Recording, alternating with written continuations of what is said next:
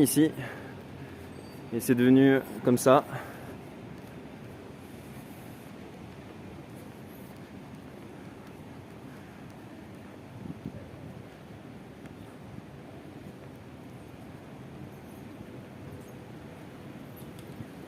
Hop là, on retraverse le canal et on y arrive. Voilà l'œuvre de Kumakengo et c'est le Starbucks Reserve. Donc comme je disais, Starbucks qui était en perte de vitesse a dû se renouveler et ils ont fait comme ça toute une série de Starbucks de luxe en quelque sorte pour concurrencer en fait tous les petits cafés qui étaient en train de leur piquer les parts de marché. Et donc là en général le jeudi, vendredi c'est blindé, donc il faut acheter un ticket à côté pour entrer. Je sais plus si j'avais déjà emmené à l'intérieur. Je crois que j'avais déjà emmené à l'intérieur pour un live. Le staff était assez cool. Tout le monde fait coucou. En fait, les influenceurs et tout ce qui est streamer et autres ont quand même une super bonne image au Japon. Et donc, résultat, on les laisse tranquilles au niveau de la communication, des vidéos et autres. J'ai jamais eu de problème ou de sentiment d'agression. En général, c'est plutôt les gens, ils font coucou, ils saluent la caméra et voilà. Donc du coup, pour entrer en fait au Starbucks, qui est de magnifiques terrasses là-haut. Vous voyez, Starbucks Reserve Roastery. Donc ils grillent le café ici. Donc c'est super sympa à l'intérieur, mais je vous dis, j'ai déjà emmené, donc je retournerai un jour peut-être. Donc il faut acheter le ticket, du moins il faut acheter le ticket, prendre le ticket de réservation ici. Et là, en ce moment, c'est 820. Donc il y a eu 820 personnes qui sont venues aujourd'hui dans le bâtiment.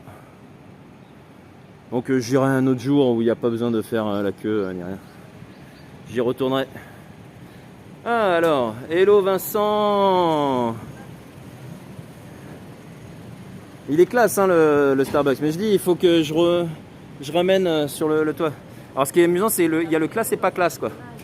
Parce que là Don Quijote c'est la foire fouille, ça sent bien le plastique et à côté il y a le Starbucks super classe. Mais c'est bien.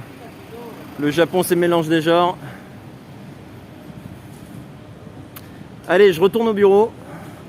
Comme je dis, il faut que je fasse les valises, que je remballe tout, que je range un peu pour rendre le bureau.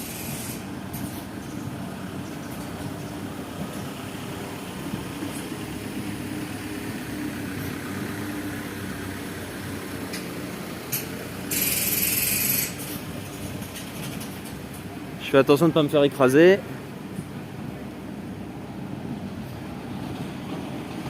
Ils sont en train de, comme je disais, ils sont en train de nettoyer le canal.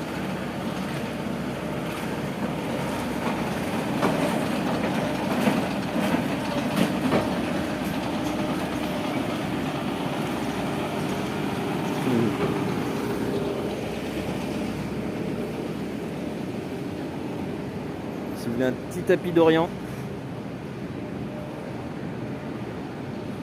Donc c'est pour ça Nakameguro c'est encore un mélange de résidences chic et chères et de vieux boui-boui comme ça où même les évacuations d'eau sont sur le côté. Donc ça c'est les évacuations d'eau parce que les vieux bâtiments comme ça en fait ce seront des structures métalliques, des fois béton, et en fait c'est des dalles de béton qui sont fixées sur la structure. Et donc souvent en fait les tuyaux passaient à l'extérieur quoi, d'évacuation d'eau. Ça coûtait moins cher que de prévoir à l'intérieur vu que c'est du préconstruit en quelque sorte. Oui, il travers mon téléphone ou c'est la route qui penche? J'ai l'impression que c'est un peu de travers l'image. Hop, non, il veut pas redresser. Ça penche un peu l'image. Ah non, ça y est, ça s'est remis droit. Ah, je sais pas, peut-être parce que la route était penchée. Là, vous avez le petit café Snoopy. Peanuts, de son vrai nom. D'ailleurs, je sais même pas pourquoi on l'appelle Snoopy. Parce que c'est Peanut, le nom du... Vous savez, c'est le chien là qui traîne sur sa niche. Tout le temps. Et à côté, c'est le Streamer Café. Donc c'est une franchise. Et on a l'ami Tristan qui travaille à celui de Shibuya. Et maintenant, il s'occupe de la communication du Streamer Café. Et là, si on monte, bah, c'est tout chic, c'est tout beau là-bas. Là, il y a une belle baraque en béton qui est abandonnée comme ça depuis que je connais le quartier. Et je me dis, mais je la récupère hein, s'ils en veulent pas. Mais allez savoir pourquoi c'est abandonné comme ça. Est-ce que la société qui devait le faire a fait faillite? Ou il y a eu un meurtre ou un truc comme ça? Il y a plein de choses qui peuvent se passer. Vous savez qu'au Japon, on craint beaucoup les fantômes, donc s'il se passe des trucs bizarres, bah vous pouvez plus louer. Alors, ça fait, alors attends, tac, tac, tac, ça fait gros comme mon robot nettoyeur de piscine. Ouais, c'est, ouais, c'est vrai qu'il était un petit peu mastoc avec ses chenilles. Ça fait douche gratuite. Ça fait la taille de la piscine hein, pour beaucoup. J'ai de nouveau le téléphone qui penche. Désolé, hein, ça penche. Je sais pas pourquoi. Enfin, si je me tourne par là. Ah, et là, il redevient droit. Et si je vais par là. Ouais, ça revient droit. C'est bizarre. Peut-être il y a un problème au niveau terrestre. Il y a un truc qui fait qui perturbe la boussole dans le gimbal et qui le fait pencher. Donc tout ça, je vous dis, c'est tout beau, tout neuf. Ça a même pas un an. Et maintenant, c'est classe. Hop, livraison de journaux.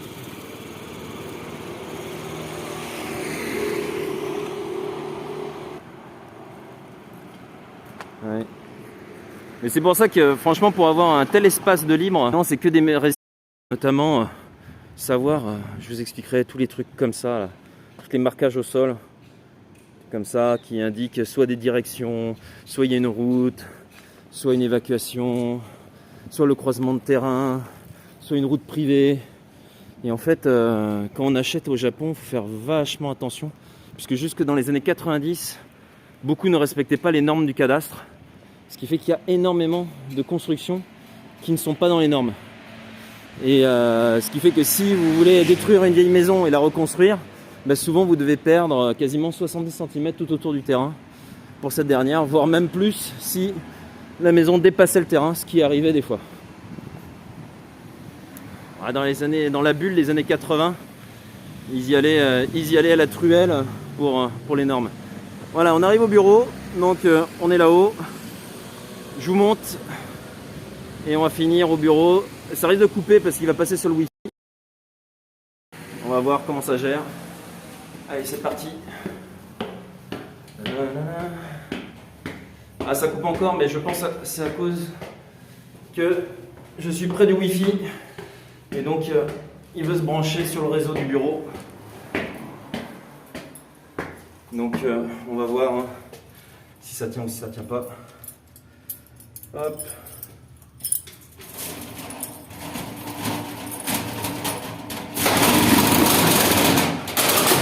Bienvenue chez Gokan. Donc on pense, je sais pas si ça capte. Yes. Je sais pas si ça capte bien encore. Là normalement il passe sur le Wi-Fi du bureau ou pas. On verra. Donc le bureau, je l'avais déjà présenté souvent au tout début. Le voilà. On a une vue assez classique hein, sur les maisons d'à côté. Attendez, je vais vous montrer. Donc voilà le bureau. Donc le mur, il était couvert du dernier magazine. Mais comme ça y est, il est imprimé. Donc du coup, c'est redevenu un mur d'exposition où l'équipe met ses photos. Comme ça, on a dégagé pas mal de choses. Là-bas, pour faire des shootings photos, les fonds de différentes couleurs. La table de streaming. D'habitude, vous me voyez de l'autre côté. Avec le micro et tout. On peut allumer les lumières. Yes. Et vous pouvez comprendre pourquoi j'en ai plein les yeux. Attends, tac, yes. Voilà, et encore j'ai pas tout allumé. Il y en a d'autres. Hop là, voilà. Allez, sympa, hein. Je me suis fait plaisir en montant cette table là. On va la soulever un peu. Hop là, yes. Donc voilà, voilà le coin de stream avec les Gokan qui sont toujours pas loin pour les montrer. Là, c'est d'autres choses qu'on bosse. Et voilà donc le petit bureau, le fin de stock des Gokan à Tokyo.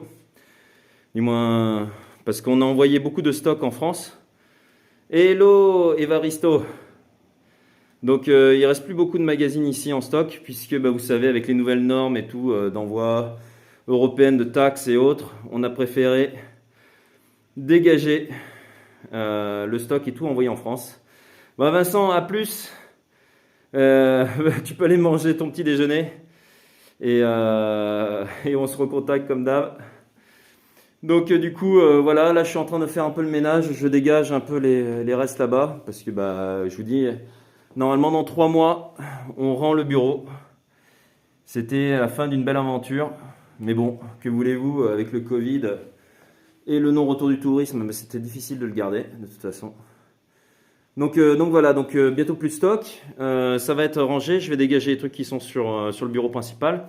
Et donc l'idée c'est que janvier, février, mars, donc c'est-à-dire les 3 mois de préavis pour le rendre, qu'on utilise l'espace pour faire des expositions, des événements et autres. Donc voilà. Et donc c'est un peu les dernières fois, on va en profiter à fond. Et finir le 31 mars, c'est cool parce qu'on finira avec les cerisiers en fleurs. Et voilà quoi. Une aventure, on tourne la page de l'aventure et on part sur une autre aventure. Et tout. Ah vous voyez, j'ai bien fait de la faire la balade. Là, le temps est en train de changer très vite, comme souvent à Tokyo. Tac. Voilà, et puis des fois je me prends mon petit café comme ça sur la terrasse, tout simplement, au bureau. Donc je vous souhaite une très bonne journée. Très bonne matinée, bon courage. Pour ceux qui sont au Japon, très bonne fin de journée. Et on se retrouve donc du coup demain matin ou demain soir, ça dépend sur quel créneau vous êtes. Et voilà quoi. Donc oui, Magali, c'est comme ça. Il y en a beaucoup qui me disent c'est très dommage, il est super ce bureau, il est bien situé. Mais comme je disais, ça fait 1 500 € par mois qui tombent à chaque fois, du moins qui partent à chaque fois, qui ne tombent pas justement. Et voilà, le côté que notre activité principale de tourisme ne reprend pas, il faut à un moment donné savoir dire on réduit la voilure.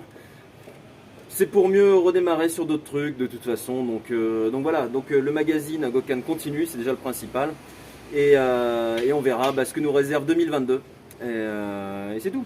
Donc du coup, je vous souhaite une très bonne journée. Nous on se retrouve de toute façon comme d'habitude quotidiennement pour le petit café du matin et les petites balades de l'après-midi tranquillement. A plus, bonne journée, merci Gali, ciao ciao.